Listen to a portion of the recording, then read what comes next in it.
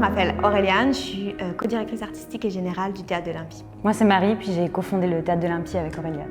On est une compagnie de théâtre performatif, on fait de l'art multi. On s'intéresse surtout au corps performatif, comment le corps vit des affaires, sans être un personnage ou nécessairement dans une idée de narration fictive. Et on cherche aussi à faire beaucoup de pratiques in situ, immersives. Donc notre dernier projet qui a été soutenu par la mesure Première Ovation, c'est Opéra pour les sons tombeaux. Ce n'est pas un opéra, malgré le nom.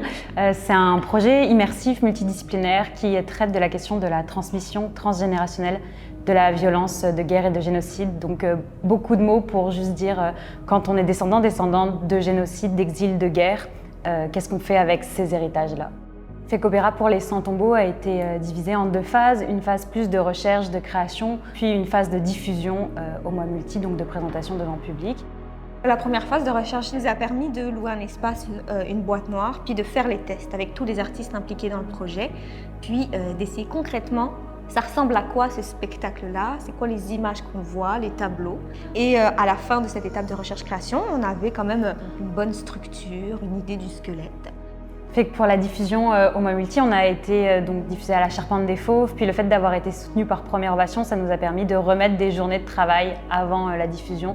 Donc on a passé environ une semaine dans le lieu, donc à la Charpente, pour vraiment repasser à travers, faire des modifications, puis pouvoir travailler jusqu'au bout.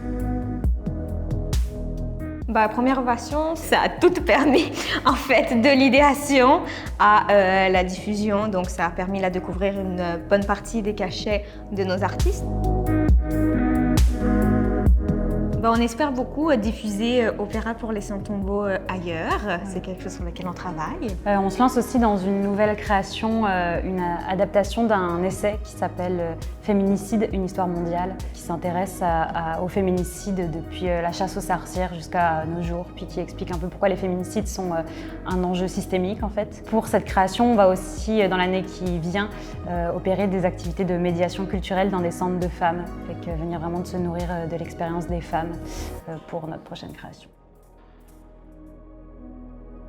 Première Ovation, ça nous a vraiment permis de démarrer la démarche de l'Olympie. On a été soutenus là pour 3 gros projets qui ont été majeurs. Donc notre première diffusion au mois multi avec l'ICRA en 2020, qui était un show de 12 heures sur le sport, je n'en dirai pas plus. Un show de pandémie qui était en 1 pour 1 dans un motel où on recevait les gens et on créait selon leurs fantasmes. Et enfin, opéra là, pour les 100 tombeaux. Donc ça nous a vraiment accompagnés depuis plusieurs années, depuis la création de l'Olympie.